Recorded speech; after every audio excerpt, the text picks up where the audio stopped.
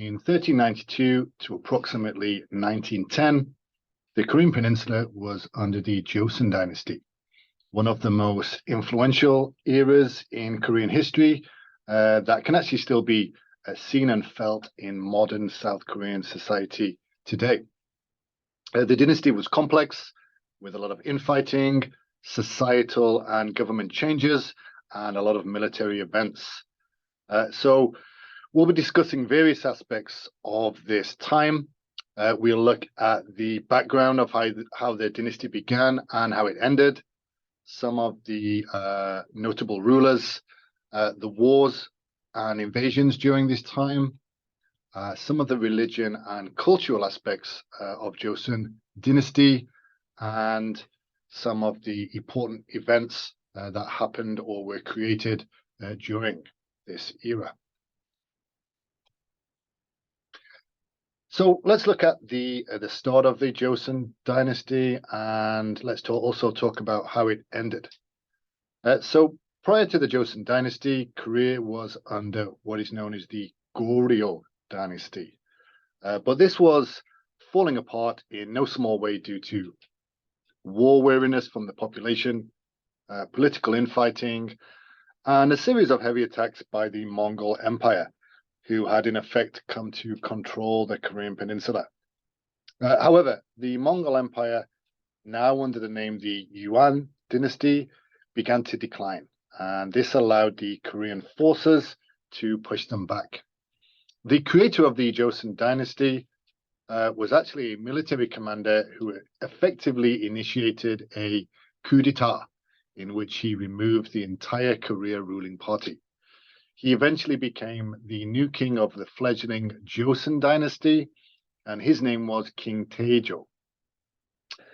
King Taejo sensed the Korean people needed a change from the previous ruling style and began a process to reform and create a new imperial court system.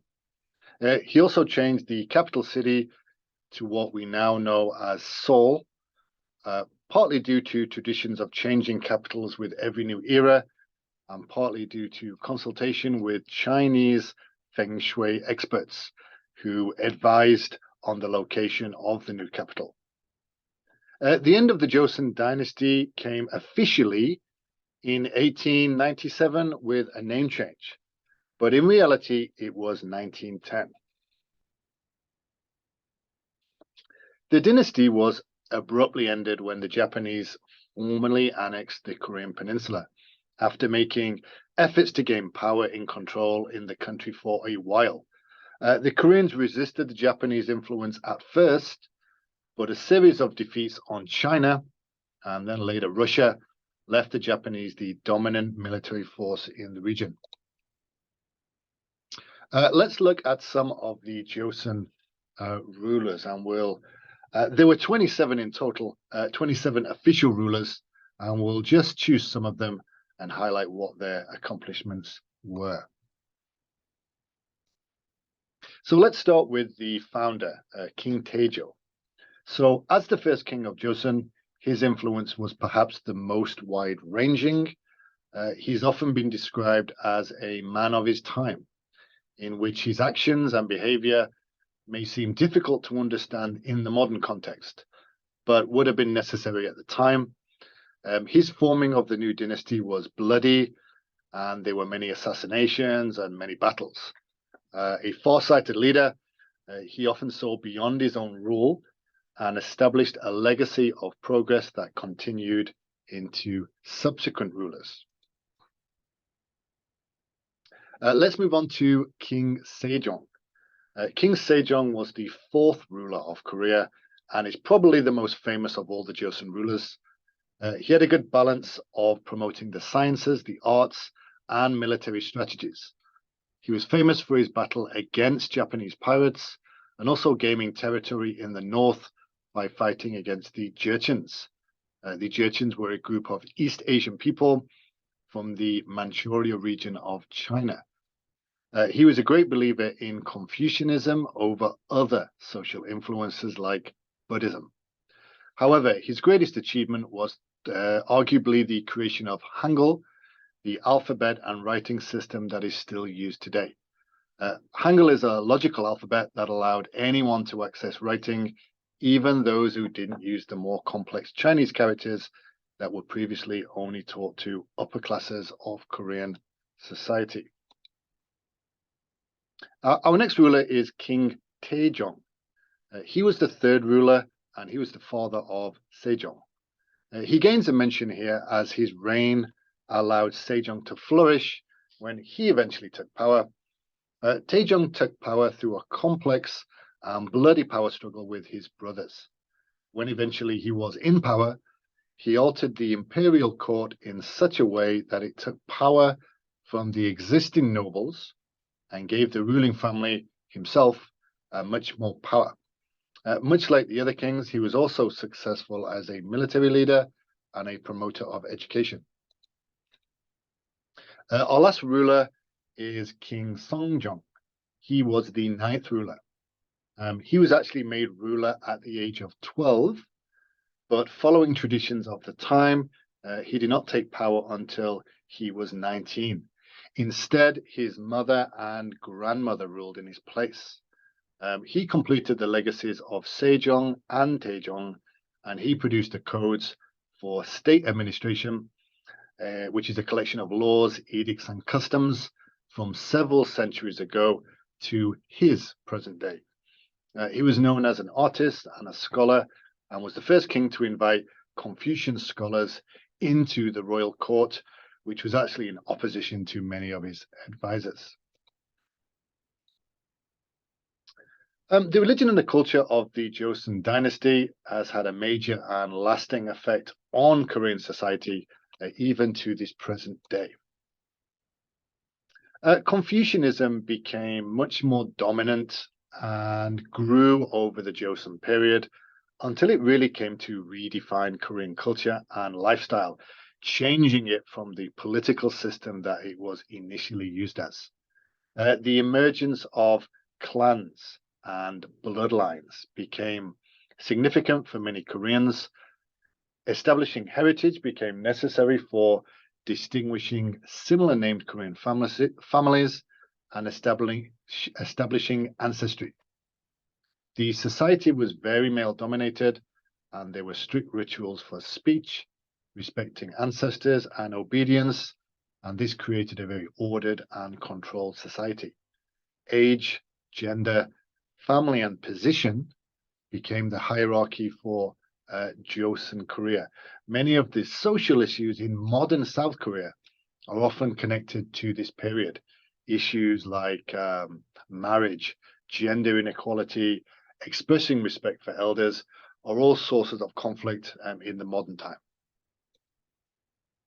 Let's look at some of the important events that took place during this period. There were several of them, and often these events revolutionized Korean society, and they actually still have ramifications to this day.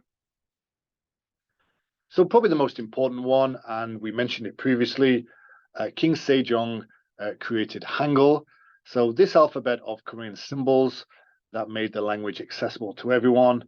Not only was the alphabet designed in such a way it takes very little time to learn, but it actually increased literacy for almost everyone, regardless of the social standing in Joseon Korea's strict hierarchical society. As well as the alphabet, many important buildings were built in this time, and although they suffered from fires, attacks, and attempts to destroy them by many invaders, they also served as important centers for power during this time. So the founder of the Joseon Dynasty, King Taeju, constructed several important new buildings to symbolize a change and the start of a new era for Korea.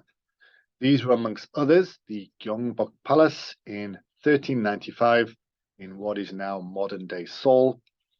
This palace is an elaborate and stylish building that was often expanded by descendants after Taeju's reign had ended. The third king, Taejong, built the East Palace of Cheongdeok. This was in the early 1400s, as a more natural-looking palace that used the environment around it, and it was actually constructed around a river and a mountain. So Changdeok was popular for many rulers to reside in, as it had a more traditional setting and more traditional architecture. Most of the rulers of Joseon worked to develop a government that was both stable and able to introduce policies that allowed the function of government to work efficiently, something that the previous dynasty had lacked. It was arguably King Taejong who finally managed to implement these with the creation of various departments for different sectors of the kingdom. Departments for taxes, public works, and the military, for example. These may seem somewhat dull in comparison to the military achievements and advances in technology and culture of the time, but for a kingdom that had suffered from political infighting, constant invasions, and maintaining a strict social hierarchy, this was an essential function. Joseon Korea was fairly isolated globally and really only maintained relations with the Ming Dynasty of China, of which it held a vassal position. So it was allowed to rule, but it had to acknowledge the more powerful country. And they did the majority of their trade with the Ming Dynasty. This was a semi-friendly type of alliance, and both dynasties would become important to each other. At separate times, the Korean Peninsula would also trade with the Japanese Empire, but really only through Tsushima Island. The Japanese Empire mounted several campaigns against Joseon Korea, so it's fair to assume that relations were not as friendly as they could be throughout this time. But aside from those neighbors, Joseon Korea had almost no contact with other countries and no other trade agreements. Let's look at some of the wars and invasions that took place during this period. So the Joseon Dynasty itself was an era plagued with invasions and military incursions, especially through the middle period of the dynasty. So situated geographically between two powerful neighbors, the Japanese and the Chinese, and unable to unify in a way that would create security and a strong defense, Joseon Korea found itself unable to achieve victory in campaigns of defense against the Japanese, who attacked several times, and the new Qing dynasty of China, who replaced the Ming dynasty later as the dominant force in the region. The Qing dynasty actually invaded twice and wanted Korea to be a vassal to their emperor, a relationship Korea had had with these previous Ming emperors. The Koreans initially resisted, but were eventually defeated, and they surrendered to the demands in 1637. The Japanese attacks themselves were less about tributes than conquest and occupation.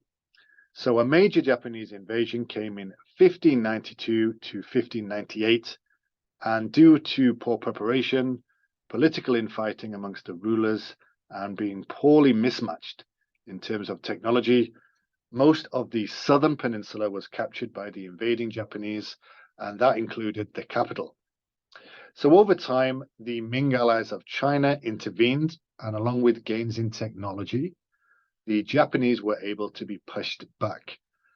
This reclaiming of Korean territory was assisted by several victories won by a clever tactician and a naval leader called Yi Sun-shin, who developed a new type of armored battleship known as the turtle ship. And he used this turtle ship to great effect to defeat the Japanese, despite often being outnumbered. The Joseon dynasty also came into conflict with Western powers also, with the French attacking in 1866 in revenge over the killing of French Christian missionaries. They took and occupied Gangwon Island before being repelled by the Korean defenders and the greatly feared Tiger Hunters. And the Tiger Hunters were men who served as a type of elite militia. The French retreated, taking books, documents, and silver. Not much later in 1871, the US attacked Korea also. This attack was due to the sinking of an American ship earlier, the General Sherman. Korea at this time was extremely isolated in terms of trade and diplomacy. Illegally, the crew of the General Sherman had entered Korean waters in a possible attempt to initiate trade contact and had been destroyed by Korean forces. The Americans, upon realizing this had happened, attacked and took several fortifications of Gangwon Island. When the Americans had fortified their position, they attempted to pressure Korea to open up with trade. The Americans had several naval vessels and arms with them, and it's thought that this tactic, I guess a type of gunboat diplomacy, in which a great show of military force can intimidate weaker nations into favorable trade, would force the Koreans to trade. However, the Koreans did not accept this, and as time progressed, the Americans realized that eventually the Korean forces would be too much for their small army to resist, and they withdrew. Even though the American forces overwhelmingly defeated the Korean forces on Gangwon Island, it wasn't until a decade later that Korea agreed to trade with the Americans.